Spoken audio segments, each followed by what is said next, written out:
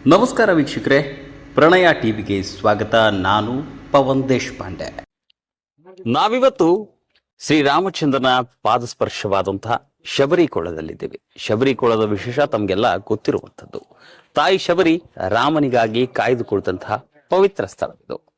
ಈ ಸ್ಥಳ ವಿಶೇಷವಾದ ಪಾವಿತ್ರತೆಯನ್ನ ಹೊಂದಿದೆ. ಈ ಪವಿತ್ರ ಸ್ಥಳದಲ್ಲಿ ನಾವು ಒಬ್ಬ ವಿಶೇಷ ವ್ಯಕ್ತಿಯ ಸಂದರ್ಶನವನ್ನ ಮಾಡ್ತಾ ಇದ್ದೇವೆ. ತಾನು ಒಬ್ಬ ಪತ್ರಕರ್ತನಾಗಿ ಸಾಕಷ್ಟು ಸಮಾಜ ಸೇವೆಯನ್ನ ಮಾಡಿದ್ದಾನೆ. ಜೊತೆಗೆ ಸಂಘಟನೆ ಮೂಲಕ ಅಂದ್ರೆ ವಿಜಯ ಸೇನಾ ಸಮಿತಿ ಅನ್ನೋ ಸಂಘಟನೆಯನ್ನ ಕಟ್ಟಿ ಸಾಕಷ್ಟು ಸಮಾಜಮುಖಿ ಕೆಲಸದ ಜೊತೆಗೆ ಜನಾನುರಾಗಿಯಾಗಿರ್ತಕ್ಕಂತಹ ವ್ಯಕ್ತಿ. ತಾವೀಗಾಗಲೇ ನೋಡಿರ್ಬೋದು, ಸೋಷಿಯಲ್ ಮೀಡಿಯಾದಲ್ಲಿ ಸಾಕಷ್ಟು ಟ್ರೆಂಡಿಂಗ್ ಅನ್ನ ಸೃಷ್ಟಿಸತಕ್ಕಂತ VSS ಅಂದ್ರೆ ವಿಜಯ ಸೇನಾ ಸಮಿತಿ ಸಾಕಷ್ಟು ಸಾಮಾಜಿಕ ಕಾರ್ಯಗಳನ್ನ ಮಾಡ್ತಾ ಇದ್ದಾರೆ.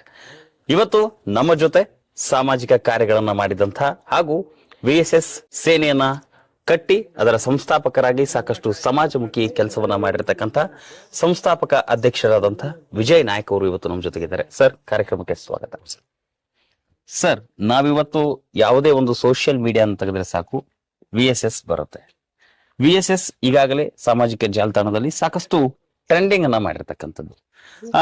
ಈ ಟ್ರೆಂಡಿಂಗ್ ಸೃಷ್ಟಿಯ ಜೊತೆಗೆ ಇದಕ್ಕೆ ಕಾರಣವಾದಂತೇನು? ಕಳೆದ 1 ವರ್ಷಗಳ ಹಿಂದೆ ನಾವೇ ಒಂದು ಸಂದರ್ಶನವನ್ನು ಮಾಡಿದ್ವಿ ತಮ್ಮನ್ನ.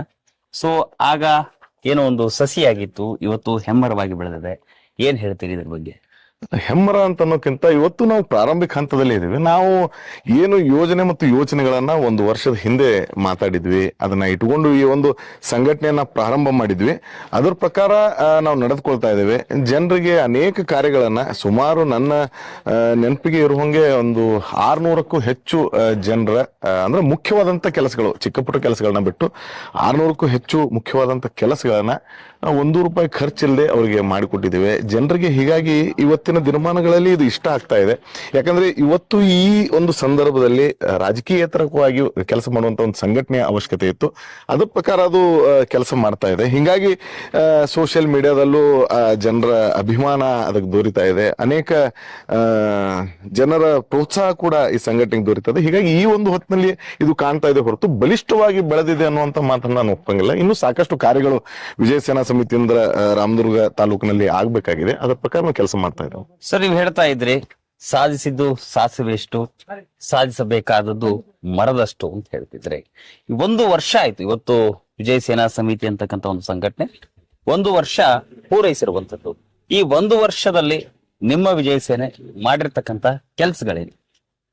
ಸಾಕಷ್ಟು ಇವತ್ತು ನಾವು ಒಂದೊಂದು ಹಂತದಲ್ಲಿ ಒಂದಿಷ್ಟು ಊರುಗಳಿಗೆ ನಾವು ಭೇಟಿಯನ್ನ ಕೊಟ್ಟು ಆ ಜನರಿಗೆ ನಮ್ಮ ಸಂಘಟನೆಯ ವಿಚಾರಧಾರೆಗಳನ್ನ ನಾವು ತಿಳಿಸಿ ಹೇಳ್ತಾ ಇದ್ದೇವೆ. ನಾವು ಯಾವ ಕೆಲಸ ಮಾಡ್ತಾ ಇದೀವಿ, ಯಾವ ತರ ಅವರಿಗೆ ಸಂಘಟನೆ ಅನುಕೂಲ ಆಗ್ತಾ ಇದೆ ಅನ್ನೋದನ್ನ ನಾವು ತಿಳಿಸಿ ಹೇಳ್ತೇವೆ. ಅದರ ಪ್ರಕಾರ ಇವತ್ತಿನ ದಿನದಲ್ಲಿ ನಾವು 1 ವರ್ಷದ ಅವಧಿಯಲ್ಲಿ ರಾಮದುರ್ಗ ತಾಲೂಕಿನ ಸುಮಾರು 40% ಇರುವಷ್ಟು ನಾವು ರಾಮದುರ್ಗ ತಾಲೂಕನ್ನ ಇವತ್ತು ನಾವು ಭೇಟಿ ನೀಡಿ ಅಲ್ಲಿನ ಜನರಿಗೆ ನಾವು ಕನೆಕ್ಟ್ ಆಗಿದ್ದೀವಿ. ಅದರ ಪ್ರಕಾರ ಸೋಷಿಯಲ್ ಮೀಡಿಯಾದಲ್ಲೂ ಸಾಕಷ್ಟು ಟ್ರೆಂಡಿಂಗ್ ಆಗಿರೋದು, ಸೋಷಿಯಲ್ ಮೀಡಿಯಾದಲ್ಲೂ ಸಾಕಷ್ಟು ಮನೆ ಮನ ಮುಟ್ಟುತ್ತಿರೋದ್ರಿಂದ ಆ ಜನರು ನಮ್ಮ ಸಹಾಯವಾಣಿ ಇದೆ, ಆ ಸಹಾಯವಾಣಿಗೆ ಕರೆಗಳನ್ನ ಮಾಡ್ತಾರೆ.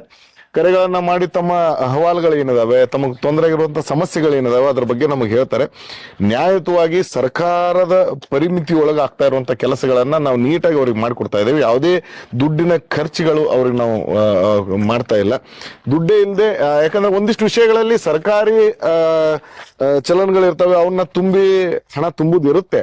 ಆ ಒಂದು ವ್ಯವಸ್ಥೆಯನ್ನ ಬಿಟ್ಟು ಯಾವುದೇ ಭ್ರಷ್ಟಾಚಾರಿಗಳಿಗೆ ಅಥವಾ ಮತ್ತಿನ್ಯಾವುದೋ ಮಾರ್ಗದಲ್ಲಿ ದುಡ್ಡು ಕೊಡೋದು ಕೊಡೋದನ್ನ ಮಾಡದೆ ಜನರ ಕೆಲಸಗಳನ್ನ ಮಾಡ್ತಾ ಇದ್ದೇವೆ.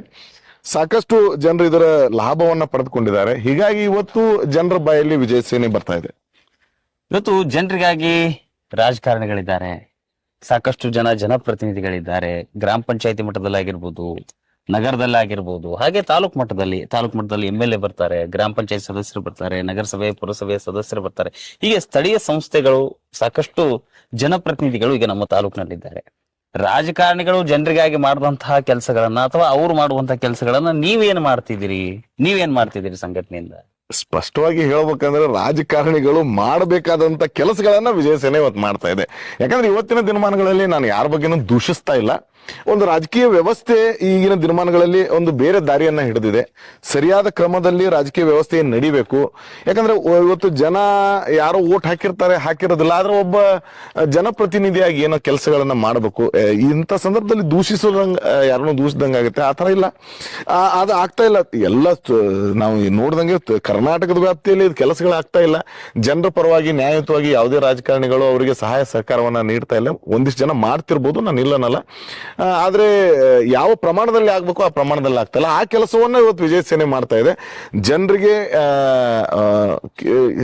ಚಿಕ್ಕ ಪುಟ್ಟ ಕೆಲಸಗಳು ಇವತ್ತು ತೊಂದರೆ ಅನುಭವಿಸ್ತಾ ಇದ್ದಾರೆ ರೈತರು. ಸರ್ಕಾರಿ ಕಚೇರಿಗಳಲ್ಲಿ ಹೋದ್ರೆ ನನಗೆ ಬಂದಿರುವಂತ ಎಷ್ಟೋ ಸಮಸ್ಯೆಗಳಲ್ಲಿ ನಾನು ನೋಡಿದ್ದೀನಿ. ವರ್ಷಾನುಗಟ್ಲೆ ಅಲ್ದಾಡುವಂತ ಸಂಗತಿಗಳಿದಾವೆ.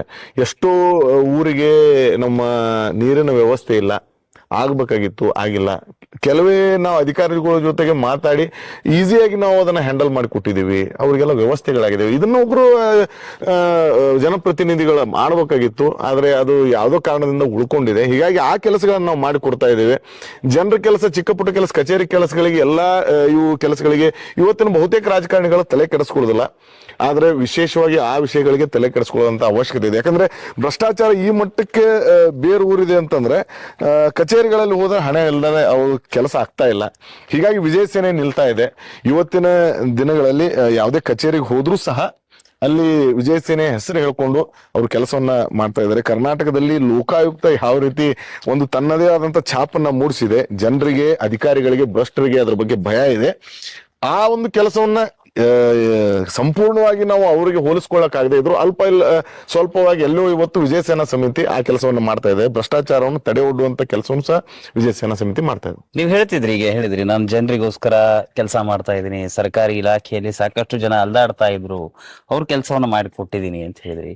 ನಿಮ್ಮ ವಿಜಯ ಸೇನಾ ಸಮಿತಿ ಜನರಿಗೆ ಅಷ್ಟೇ ಸೀಮಿತ ಆಯ್ತಾ? ಮತ್ ಜೊತೆಗೆ ಇನ್ನೊಂದು ಉದ್ದೇಶ ಇರ್ತದೆ. ಯಾಕಂದ್ರೆ ಯಾವುದೇ ಒಬ್ಬ ವ್ಯಕ್ತಿ ಇವತ್ತು ಸಾಮಾಜಿಕ ಕೆಲಸವನ್ನು ಮಾಡ್ತಾ ಇದ್ದಾನೆ ಅಂದ್ರೆ ಅದ್ರ ಹಿಂದೆ ಒಂದು ಉದ್ದೇಶ ಇರ್ತದೆ. ನಾಳೆ ವಿಜಯ ನಾಯಕ್ ಅವರು ಜನರಿಗೆ ಅಷ್ಟೇ ಕೆಲಸ ಮಾಡ್ತಾ ಇದಾರೆ, ಅಥವಾ ರಾಜಕಾರಣದಿಂದ, ಅಥವಾ ಈಗಾಗ್ಲೂ ಎಲ್ಲ ರಾಜಕೀಯ ಪ್ರತಿನಿಧಿಗಳಾಗಿರ್ಬೋದು, ಸಮಾರಂಭಗಳಾಗಿರ್ಬೋದು, ಅದರಿಂದ ದೂರ ಇದ್ದೀರಿ. ಇನ್ನು ಮುಂಬರ್ತಕ್ಕಂಥ ದಿನದಲ್ಲಿ ಇದನ್ನೇನಾದ್ರೂ ರಾಜಕೀಯಕ್ಕೆ ಮಿಶ್ರಣ ಮಾಡಿಕೊಂಡು ರಾಜಕಾರಣಕ್ಕೆ ಬರುವಂತ ವಿಶೇಷ ಏನಾದ್ರು ಇದೆಯಾ ಅಂತ? ಇಲ್ಲ, ಸ್ಪಷ್ಟವಾಗಿ 1 ವರ್ಷದ ಹಿಂದೆನೂ ತಮಗೆ ನಾ ಇದನ್ನೇ ಹೇಳಿದ್ದೀನಿ.